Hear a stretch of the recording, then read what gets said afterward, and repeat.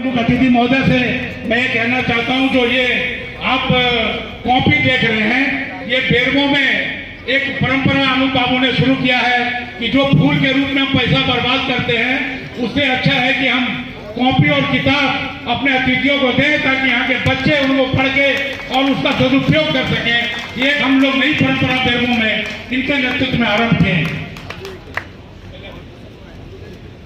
अभी पूर्ववर्तियों ने विकास जो हमारे विधायक जी बेरमो क्षेत्र में किए हैं, अगर लिखा जाए तो एक लंबी किताब बन जाएगी।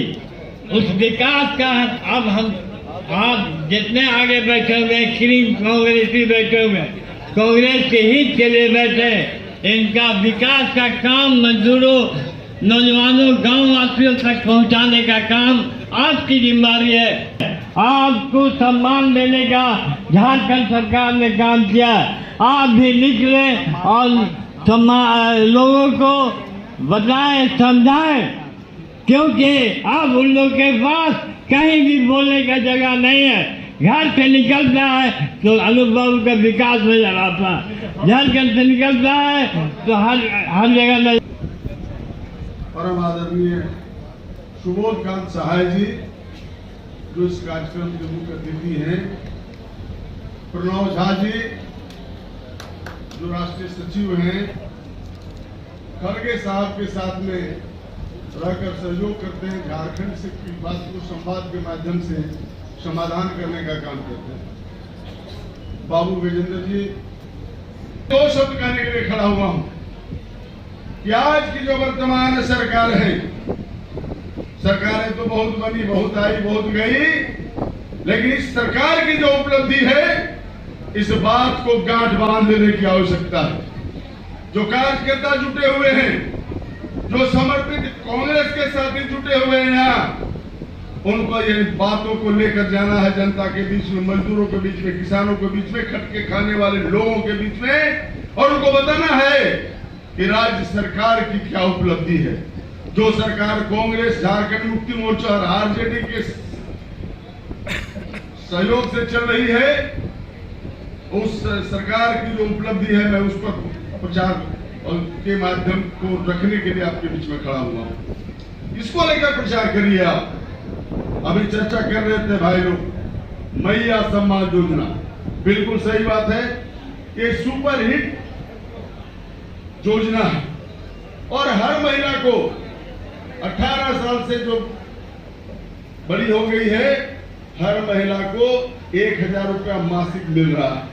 ये सोच जो पैदा हुआ है सरकार का, इस सोच को सैल्यूट करते हैं। इसलिए सैल्यूट करते हैं जो गरीब गुरुआ लोग, जो निर्धन हैं, जो अभाव से ग्रसित हैं, उनको अपना जुगाड़ के लिए, अपना खर्चा के लिए पैसा नहीं था। और जब ये सरकार हमारी देना शुरू किया 1 लाख रुपया हेमंत जी की सरकार ने, तो उसके चेहरा में मुस्कान आया है। उसके बच्चे अगर पढ़ रही है तो स्कूल में पेंसिल किताब का पैसा आता है, घर में अगर नहीं कुछ है तो अपने से काम करती है। तो ये सोच बहुत बड़ी सोच है, गरीब को सहयोग करने का, मदद करने का एक रास्ता है। और ये बीजेपी वाला जो बोल रहा है कि हम 2000 देंगे, हम पूछना चाहते हैं, आप पूछिए उनसे कि 15 लाख पहले काहे नहीं दिया, 2 करोड़ नौकरी पहले काहे नहीं दिया। पहले तुम 15 लाख रुपया देने का बात करो, फिर तुम 2 लाख का बात करो और ये 2000 का बात करो। तुम्हारी बात में जुमलाबाजी है, तुम झूठ बोलने का तुम माहिर है, तो महारत हासिल है, तुम्हारी बातों में कोई दम नहीं है। तुम जनता को ठगने का काम कर रहा है। झारखंड की जनता और बेरमो की जनता ठगाने वाली नहीं है। दूसरा बात यह है कि गरीब के घर में बिजली चलता रहा, पहले भी लगता रहा, और कोलियरी क्षेत्र छोड़ के जो ग्रामीण क्षेत्र है, खास करके कोलियरी में तो ईसीएल सीसीएल का चलता है। ग्रामीण क्षेत्र में अगर 5000 10,000 रुपया बाकी हो गया तो एफआईआर होता रहा, केस में जाता रहा, लोगों को जेल में जाना पड़ता रहा। हेमंत ने इस बात को समझा, हमारी सरकार ने इस बात को महसूस किया, अनूप बाबू ने समर्थन देने का काम किया, उनको बताने का काम किया कि नहीं, ये बिल माफ होना चाहिए। पूरा बिल माफ हो गया, जीरो बैलेंस हो गया। और अब 200 यूनिट तक का फ्री बिजली चलाइए आराम से। ये उपलब्धि है कि नहीं? ये उपलब्धि है जो गरीबों के प्रति सोचे, गरीबों के लिए करे। गरीब का वोट से ही ना सरकार बनती है, गरीब के वोट से नहीं विधायक बनता है, गरीब के वोट से नहीं सांसद बनता है। तो जब गरीब का ख्याल रखेगा तो गरीब भी वोट में उस विधायक का ख्याल रखेगा। ये जो है किसान के लिए, आप लोग देखे हैं कि दिल्ली में किसान 13 महीना तक धरना पर बैठने का काम किया। उनका मांग क्या था? एमएसपी दे दो हमको, मिनिमम सपोर्ट प्राइस दे दो हमको। लेकिन नहीं सुना केंद्रीय सरकार ने। ये बीजेपी वाले क्या बात करेंगे यार, जो किसान की बात को नहीं सुनते, किसान की दर्द को नहीं समझते हैं और किसान के दर्द का इलाज नहीं कर पाते हैं।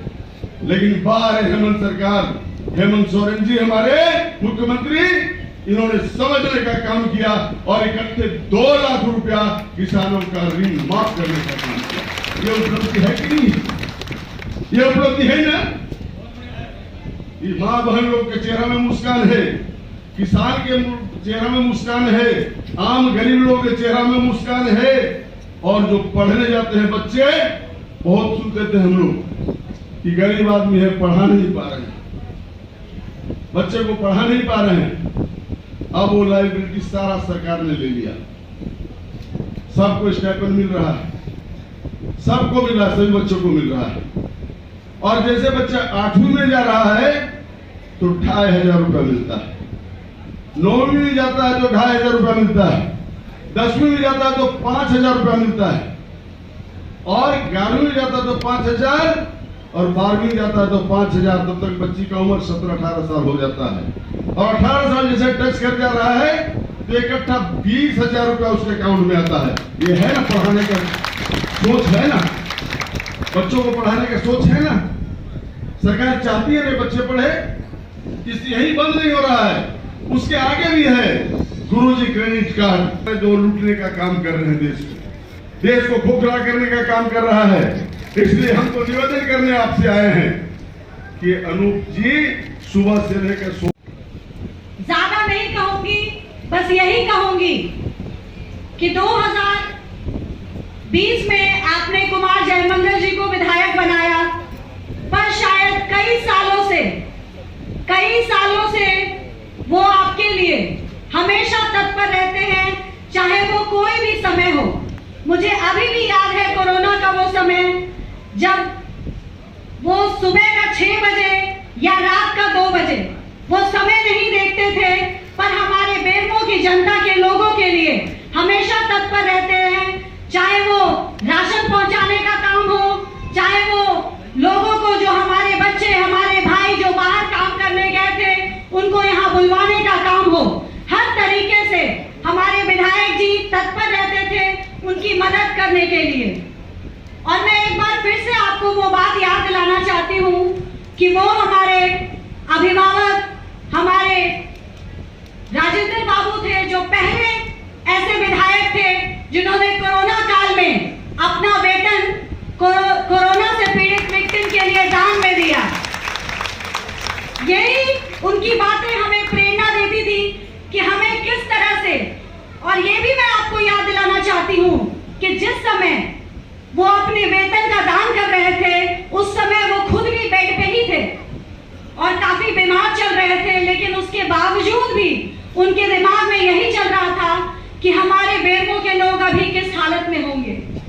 हमारे लोग हमारे पास नहीं पहुंच पा रहे थे क्योंकि कुछ लॉकडाउन का समय था, लोग एक दूसरे से मिल नहीं सकते थे, लेकिन फोन के द्वारा, टीवी के द्वारा हमें सबके बारे में पता चलता था। और कितने भी बीमार रहे राजेंद्र बाबू, फोन से सभी को जितनी मदद पहुंचा सकते थे मदद पहुंचाने का काम करते थे। तो ये बेरमो की धरती, ये राजेंद्र बाबू की धरती है और इसे और भी आगे बढ़ाना है, इसे उनके सपनों का बेरमो बनाना है। बेरमो को वो स्मार्ट सिटी बनाना चाहते थे। मैं एक बात आपको बताना चाहती हूँ कि जब धनबाद लोकसभा का इलेक्शन चल रहा था, मैं 12:30 बजे रात को उनके पुण्यतिथि के समय वापस आ रही थी धनबाद से, तो 12:30 बजे रात को, शायद लोगों को पता भी नहीं होगा कि विधायक जी आ रहे हैं, उनको दिखाने के लिए काम नहीं हो रहा था। रात को 12:30 बजे भी स्वीपिंग मशीन रोड पे चल रही थी और लोग साफ सफाई के काम में लगे हुए थे। तो ये हमारा स्मार्ट सिटी बेरमो है। कुछ उतार चढ़ाव इस कोरोना काल की वजह से हमारे सरकार में आती रही, लेकिन इस कोरोना काल का समय जैसे ही खत्म हुआ, हमारी सरकार हमारे लोगों के लिए अपने काम में उनको आगे बढ़ाने के लिए जुट गई, जिसका सबसे बड़ा हमें लाभ मिल रहा है हमारा मैया सम्मान योजना।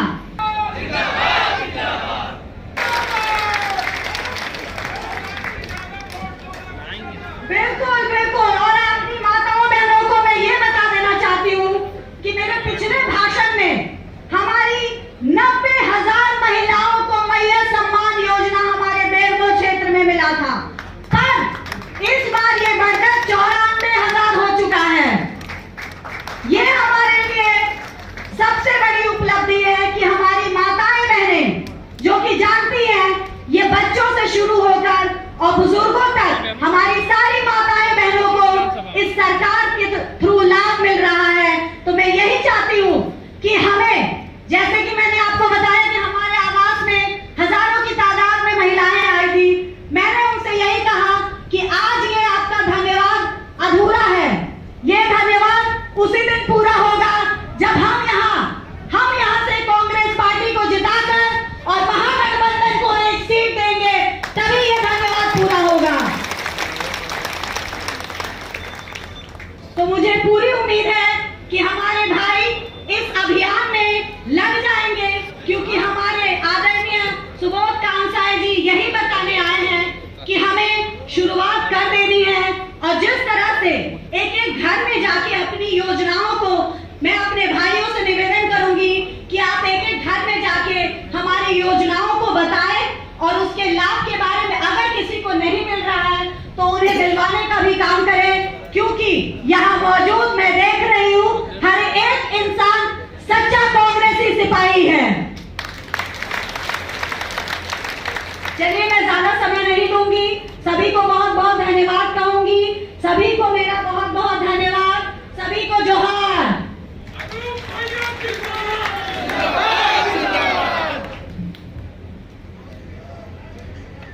केंद्रीय मंत्री, पूर्व सांसद आदरणीय सुबोध कांसाय जी, यहाँ पे उपस्थित मेरे बड़े भाई, युवा कांग्रेस में मेरे साथी रहे और बोकारो जिला से आते हैं। दिल्ली में न सिर्फ बोकारो का बल्कि झारखंड का भी नाम रोशन कर रहे राष्ट्रीय कांग्रेस पार्टी के सचिव मल्लिकार्जुन खड़गे साहब के सलाहकार आदरणीय प्रणब झा जी, यहाँ पे उपस्थित धनबाद लोकसभा की पूर्व प्रत्याशी मेरी धर्मपत्नी श्री अनुपमा सिंह जी, यहाँ पे उपस्थित, उनको जो प्यार मिला धनबाद की जनता से और जिस तरीके से वो कांग्रेस पार्टी की एक नेत्री बनकर उभरी और आदरणीय सुबोध कांसाय जी ने उन्हें कैंपेन कमेटी में जगह दिया, मुझे लग रहा था कि उन पे भाषण सुनकर वो कुछ जरूर बोलेंगे। तो उन्होंने मुझे बोलने का काम किया, वो बात मैं आपके बीच में रखता हूँ।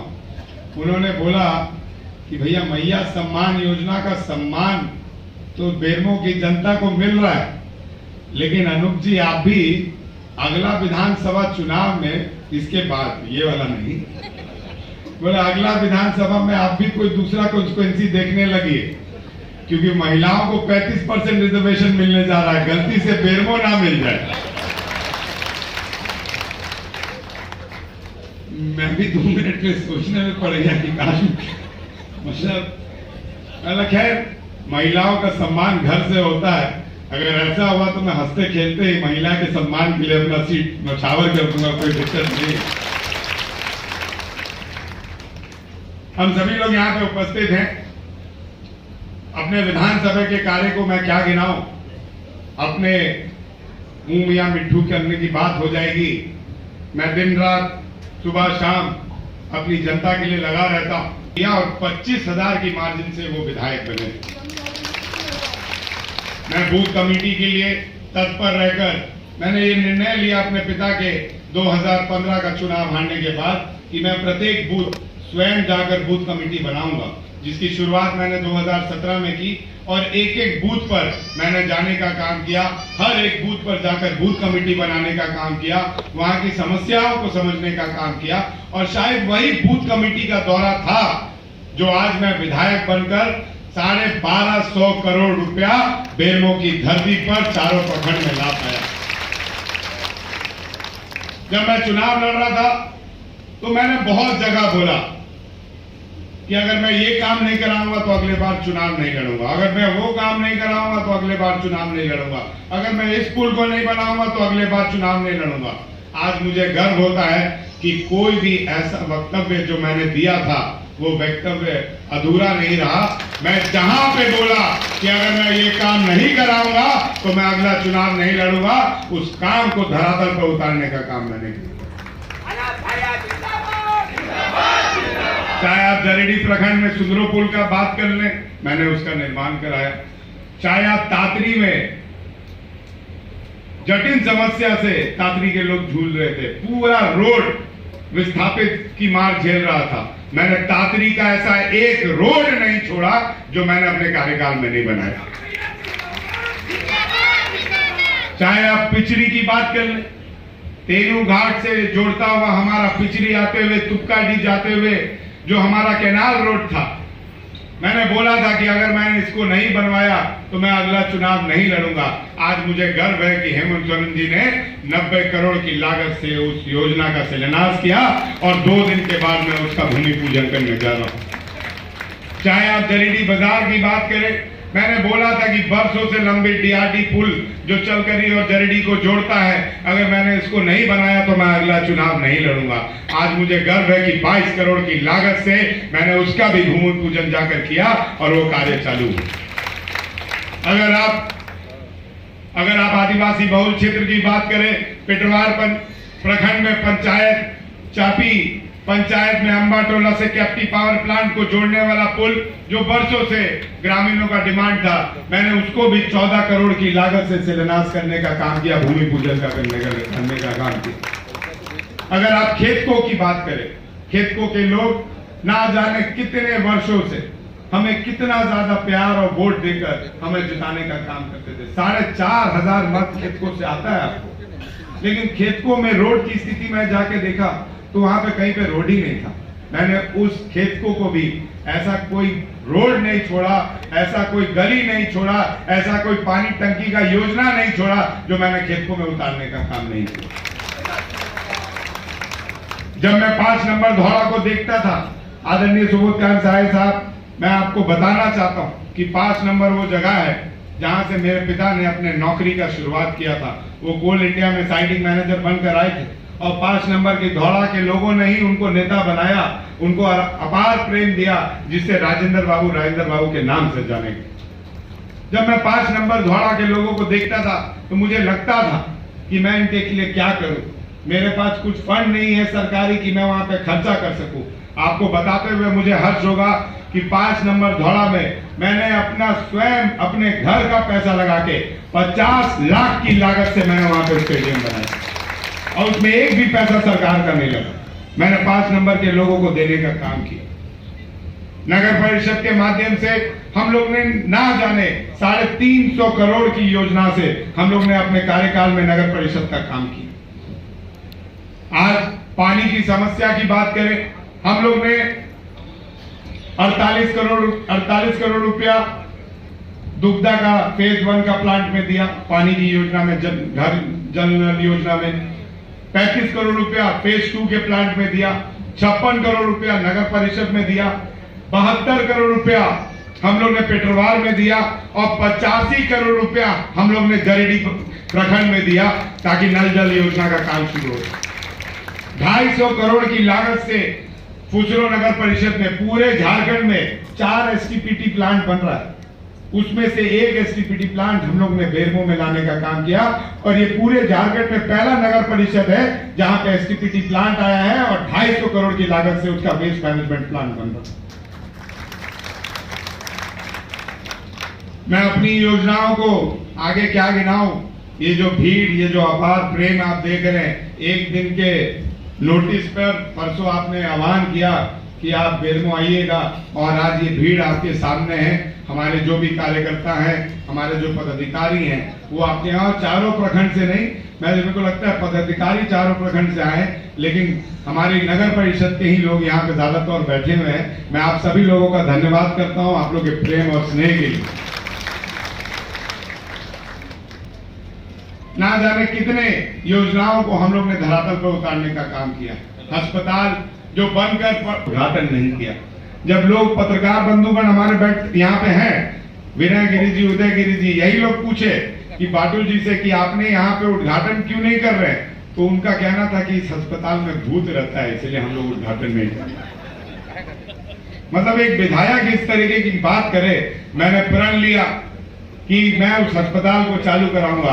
आज मुझे गर्व है कि सिजवा अस्पताल भी 2 दिन के अंदर चालू होने जा रहा है और गांगजोरी अस्पताल भी 4 दिन के अंदर चालू होने जा रहा है, उसका भी उद्घाटन करेंगे।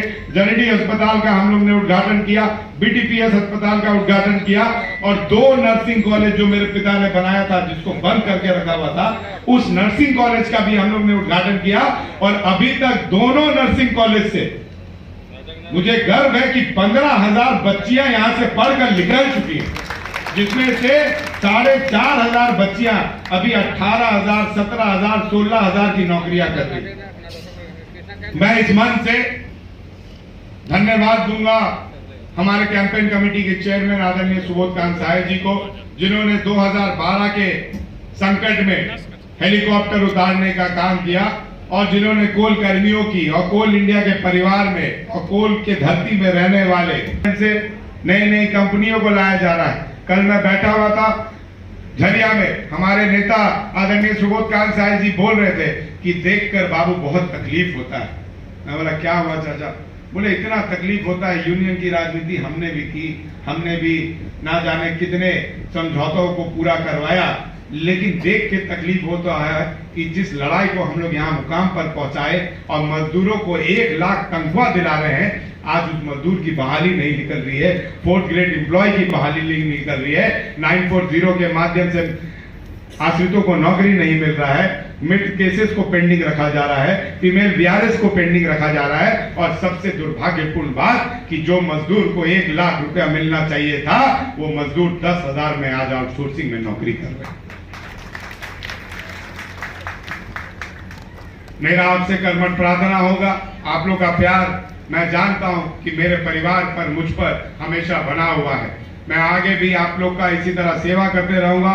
ये विश्वास मैं आपको दिलाता हूं कि मैं राजेंद्र बाबू के संस्कार को बेरमो की जनता के बीच में अपना उद्बोधन आके रखे। बहुत बहुत धन्यवाद। आदरणीय सुबोध कांत साहे जी जिंदाबाद, आदरणीय सुबोध कांत साहे जी जिंदाबाद।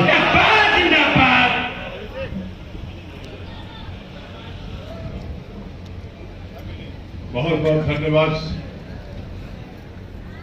इस गुजरी के नाल हमारा सीट होगा, उस पे काम करना शुरू करेंगे। ये उलगुलान का पहला जन्म, ये पहली बार मैं कह सकता हूं, ये सरकार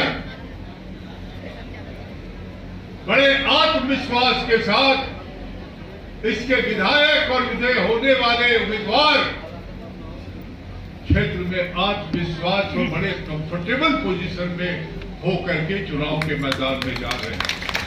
हमें कोई एंटी इनकम्बेंसी, कोई सरकार की विफलता नहीं है हमारे पास।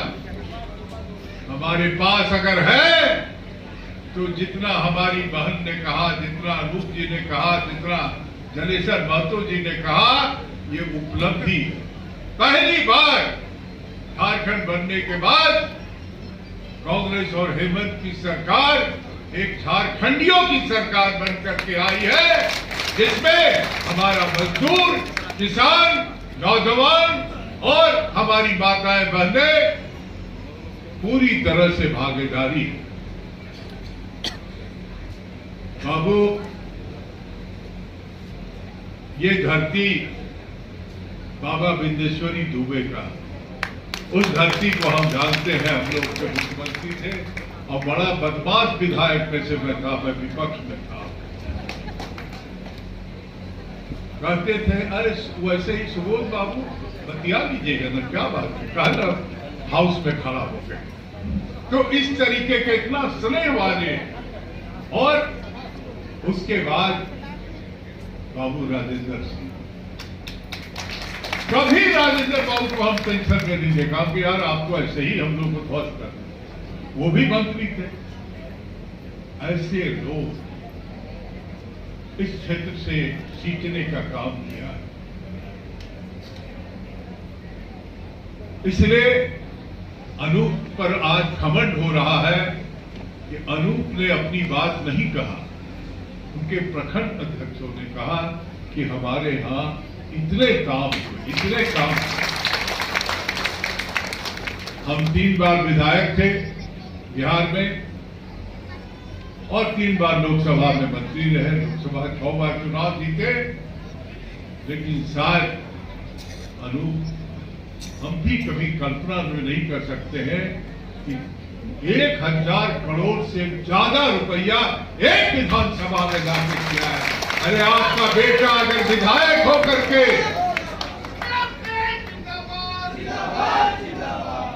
आपका बेटा अगर विधायक होकर के 1000 करोड़ का सरकार से धन ला करके काम कर सकता है, जिसके मन में हो कि हमारे पिताजी का पहचान का जगह है, वहां अपने घर का पैसा लगा के निशानी बना सकता है, तो इस बार जिताओ। इस बार विधायक नहीं रहेगा, आपका सम्मान बढ़ाने के लिए, इस बेरमो का सम्मान बढ़ाने के लिए एक बड़ा मंत्री रहेगा।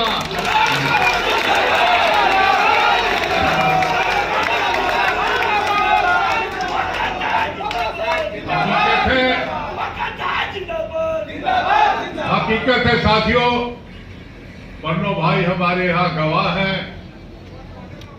पहला नंबर से चल रहा था अनूप का जो घर, कोई नया फेर बदल होगा, लेकिन कुछ घटना ऐसी घट गई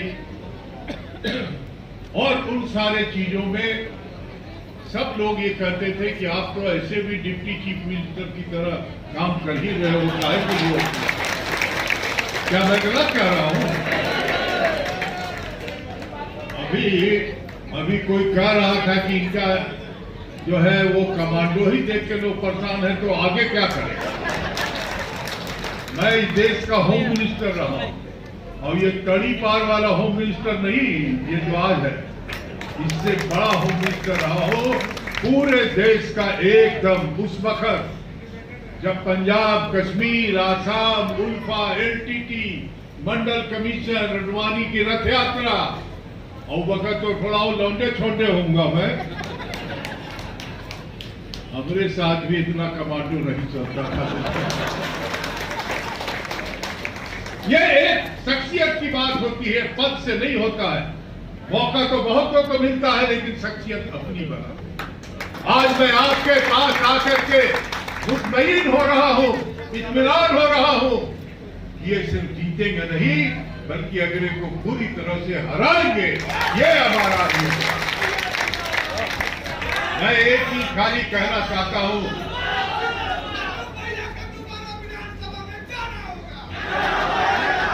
देश बेचने वाला है और खरीदने वाला अडानी और अंबानी, ये चारों गुजरात के ही महानुभाव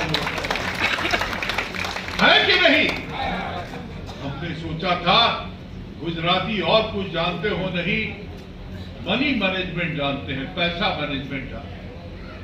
और मोदी अगर बने थे तो साथ देश के लोगों का 10 साल मंत्री था, मैं कैबिनेट मिनिस्टर था डॉक्टर मनमोहन सिंह के कैबिनेट। वह कि साथ बेटर करेंगे, अच्छा करेंगे डॉक्टर साहब, लेकिन वाह रे, आप घोड़ा गधा बिरयानी में ढूंढते गुजर गया था। अभी जम्मू कश्मीर में पाकिस्तान, अफगानिस्तान करते रहे, वहां जब नतिया दिए गए, हरियाणा में नतिया दिए गए, तो अब झारखंड में आए हैं, आजकल बांग्लादेशी। 18 वर्ष राज किया तुम लोगों ने बेईमानों ने। पहले दिन से राज बनने के बाद 2000 से कभी तुमको नहीं मिला बांग्लादेश, कहीं मिला? जब 5 साल पैदल घूमल चल रहे हो तब भेटा रहा है। पगला गया है हो, एकदम पगला गया। इन लोगों को कहीं जगह नहीं मिल रहा है खड़ा होके। हम 2100 देंगे, जैसे कि लग रहा है कि दक्षिणा देने जा रहे हैं। 18 वर्ष में नहीं याद आया बेरोजगार। अगर कोई कहता हो भाजपाई कि हम नौकरी देंगे तो उसको तो जूता का तलवा दिखाना चाहिए। मोदी ने कहा था 1 साल में 2 करोड़ लोगों को रोजगार देंगे। अरे 20 करोड़ का हिसाब दो बेईमान, और तुम 18 साल राज किए उसका हिसाब दो, तब ये कह रहे हो कि हम 500 करें। साथियों, मैं इसलिए ये बात आपको कहना चाह रहा हूं कि मन में गुस्सा होना चाहिए, हेमंत और एक तरह से बाबू का बात करते हैं भैया। तो सोचते हैं 5 साल से विधायक था, लेकिन तो बेचारा पिताजी के बाद विधायक था। 3.5 साल इसीलिए कह रहे हैं कि तो राजेंद्र बाबू के बाद बना, लेकिन कब का पार कर गया। और हेमंत उसको भी 2-3 साल तो कोरोना और निकल गया। बचा हुआ जब काम करना था तो जेल भेज दिया। लेकिन वाह रे बेटा हेमंत, वो भी निकला है बब्बर शेर होकर के, शिबू सोरेन का बेटा, और हर दिन ऐसा मार रहा है कि बीजेपी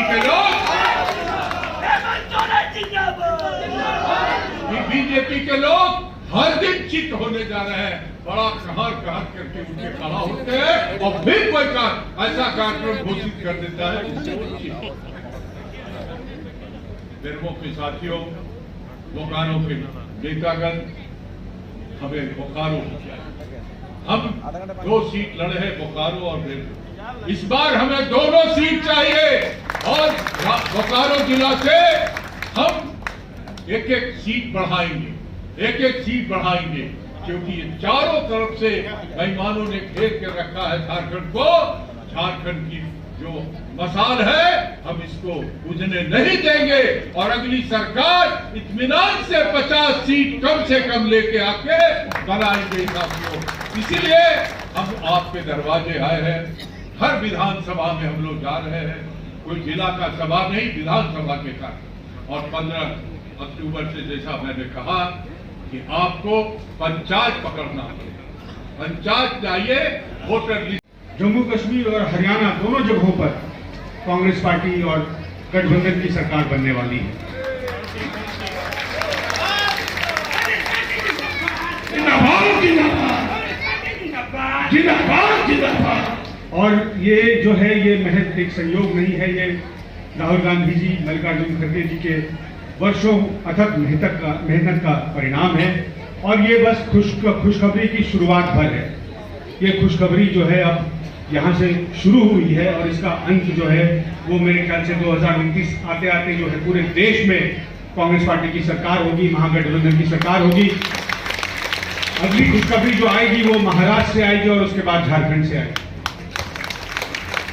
मैं यहाँ बेरमो की धरती पर, जो कि कांग्रेस पार्टी के लिए एक बहुत ही उर्वर धरती रही है, इंद्रेश्वरी दुबे हो, राजेंद्र बाबू हो, अब खुद आपके लोकप्रिय विधायक हो, आप सब ने इनको असीम अथाह प्यार दिया है। मुझे संशय नहीं कि आप एक जोरदार भी फिर से दर्ज करें। अब ये 5 प्रण जो है ये झारखंड सरकार पर भारी पड़ रहा है, इस पर क्या? वो प्रण किए हैं यहाँ, हम लोगों ने वादा किए बिना जो कहा 1 सप्ताह के अंदर में उसको लागू कर दिया, यही फर्क है।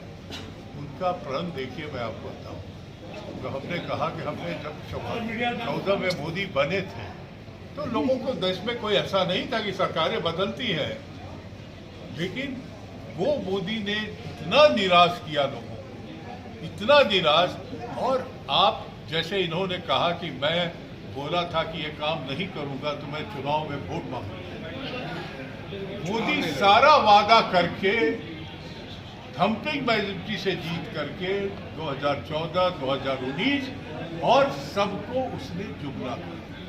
हम आप कल्पना नहीं, हिम्मत नहीं कर सकते हैं कि सामाजिक जीवन में कभी ऐसा हम करके निकल पाए, क्योंकि वो मुख्य सवालों से लोगों को भरमा करके और घृणा और द्वेष के सवालों पे लाके राजनीति कर।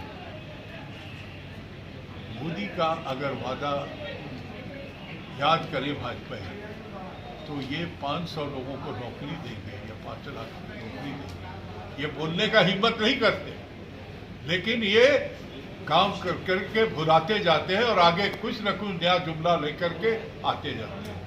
भारी नहीं पड़ेगा, ये इनको एक पैर रखने का जगह भी नहीं बना पाएगा झारखंड में, 2 पैर तो छोड़ दो। इस बार झारखंड में कितने सीट का उम्मीद है आप लोग? देखिए 50 तो हमारा है स्टैंडिंग, जिसपे हम राजनीति सरकार 5 साल चला। कांग्रेस का कि फिर दोनों गठबंधन का?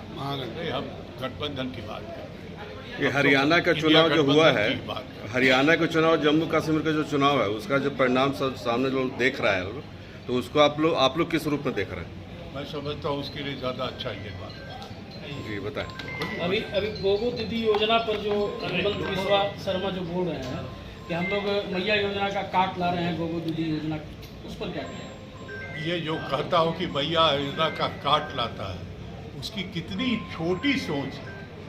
मैया योजना का काट ला करके वो चाहते हैं कि जो लोगों को मिल रहा उसका निवाला छेड़ ले हम।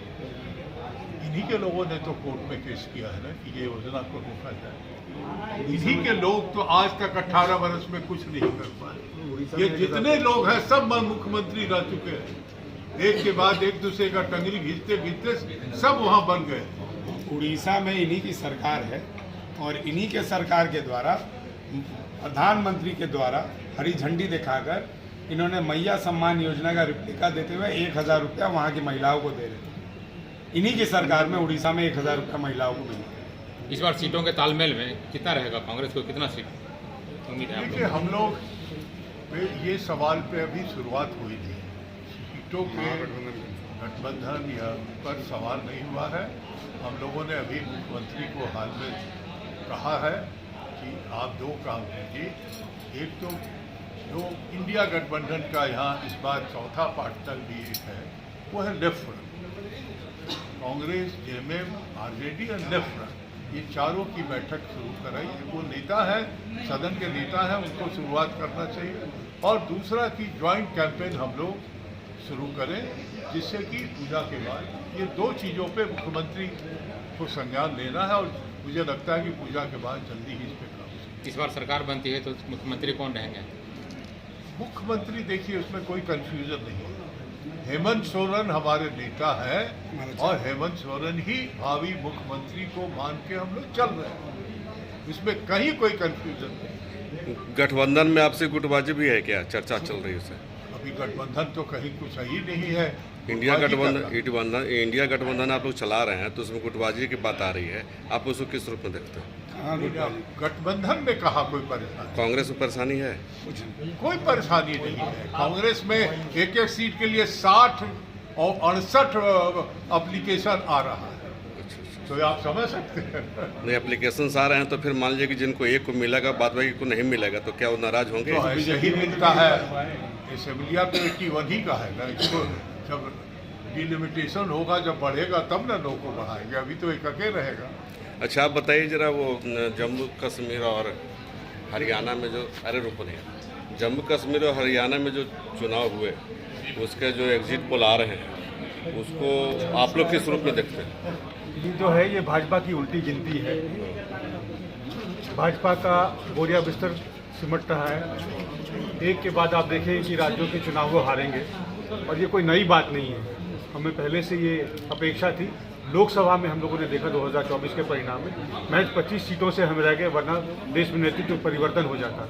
और यहाँ जो आप देख रहे हैं झारखंड में, ये 5 प्रण की बात, तो जो भाजपा के 5 प्रण, क्योंकि भाजपा का निकल गया दम, अब उनके पास करने को कुछ रहा नहीं। कॉपी पेस्ट योजना है, और एक तूतले मुख्यमंत्री को यहाँ लगाया है उन्होंने। वो आए हैं दूसरे के खेत का फसल काटने, पता लगा उनका फसल कोई और खा गया है। मैं आपको बता रहा हूँ, आपके दर्शक याद रखेंगे कि अगला चुनाव जो होगा असम में, वहाँ कांग्रेस की सरकार बनेगी और प्रचंड बहुमत से बनेगी।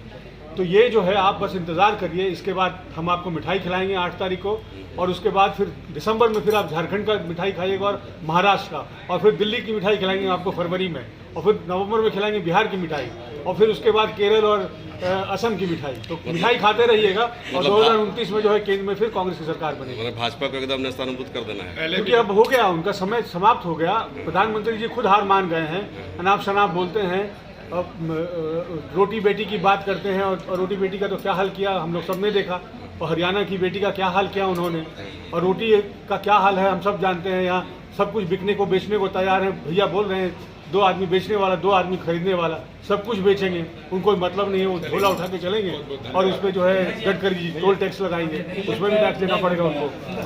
ठीक है, थैंक यू।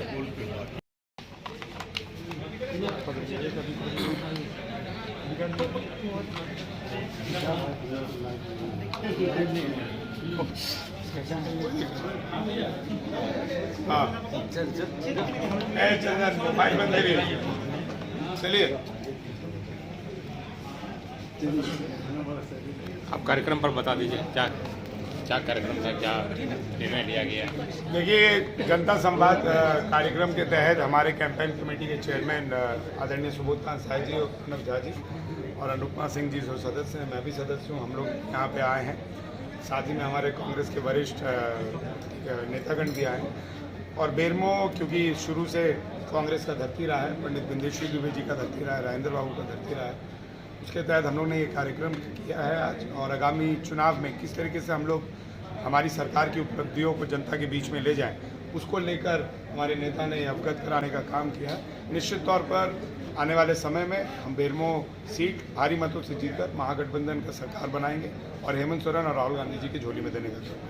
आपको पिछले बार भी चुनाव हुआ था, जो उपचुनाव, उस उपचुनाव में भी कई मुख्यमंत्री जो पूर्व रह चुके भाजपा के, वो भी आपको हराने के लिए पूरी कोशिश करते हैं। इस बार उसे दुगनी ताकत भाजपा आपको हराने के लिए लगा रही है। देखिए, चलिए बढ़िया है, कम से कम पत्रकार साथी ने तो बोला कि मेरे उपचुनाव में ना जाने कितने मुख्यमंत्री आए थे, लेकिन दुर्भाग्य है कि भाजपाइयों को उन मुख्यमंत्रियों का आना नहीं दिखाई देता है। आज भी वो मुख्यमंत्री मुझे अनुकंपा का विधायक बोलते हैं। मेरे विरोध में आकर प्रचार किया उन लोगों ने, 3-3, 4-4 मुख्यमंत्री आए, कैबिनेट मंत्री आए, ना जाने कितने विधायक और सांसद आए, और उसके बाद भी मुझे अनुकंपा का विधायक बोलते हैं। जब मैं राजेंद्र बाबू के किए हुए गए कामों पर इतनी भारी मात्रा से जीत सकता हूं, तो मैं सोचिए राजेंद्र बाबू के संस्कार पर, उनके संस्कारों को जीवित रखते हुए, पंडित बिंदेश्वरी दुबे के संस्कारों को जीवित रखते हुए, और मुख्यमंत्री जी का जो ये कार्यकाल रहा है 5 साल, 93,000 मैया सम्मान योजना बेरमो में और 72,000 वृद्ध पेंशन योजना बेरमो में जब लागू हो गया और दूसरा केस चला गया, तीसरा केस होने वाला है, तब समझिए कितने भारी मात्राओं से हम चुनाव जीते। इस बार कितना मतों के अंतर से आप जीतेंगे, अंदाज कुछ? वो तो जनता बताने का काम करेंगे। मैं कुछ भी आपका आइडिया होगा? छात्र अनशन पे बैठे हुए कुछ छात्र मोदी आए थे, वहाँ पे मिलने गए थे, उस पर क्या बोलना चाहिए?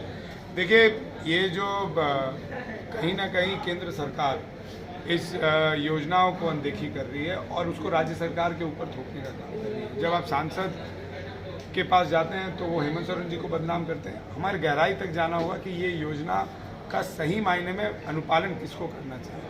छात्र बैठे हुए, ये गंभीर है। उसी तरह छात्र कोल इंडिया में भी बैठे हुए, हमारे अप्रेंटिस के साथ बैठे हुए, जिनको इसी मोदी जी ने अप्रेंटिस करा कर बोला था कि हम सेल में और कोल इंडिया में नौकरी करा देंगे, लेकिन वो सब बैठे हुए हैं। उसी तरह फीमेल वीआरएस स्कीम के तहत जो हमारे नौजवान हैं वो बैठे हुए हैं, 940 के तहत कोल इंडिया में बैठे हुए हैं। तो ये सब योजना भी जो है केंद्र सरकार के द्वारा प्रभावित। 4 तारीख को नगर पालिका का रिजल्ट आता है, लगातार एक ही रूम से 10-12 छात्र पास होते हैं। देखिए, कारण है, मैंने फिर बोला कि पहले एग्जामिनेशन कौन लेता था? पहले एग्जामिनेशन लेता था राज्य सरकार। अब कौन एग्जामिनेशन लेता है? केंद्र सरकार ने इतनी सारी प्राइवेट एजेंसियों को एग्जामिनेशन कंडक्ट कराने के लिए परमिशन दे दिया, जिसके चलते राज्य सरकार एग्जामिनेशन नहीं ले पा रहा है और प्राइवेट एजेंसी एग्जामिनेशन ले रही। तो ये तो गलती केंद्र सरकार की है। उन्होंने आखिर हर जगह प्राइवेटाइजेशन को बढ़ावा क्यों दिया?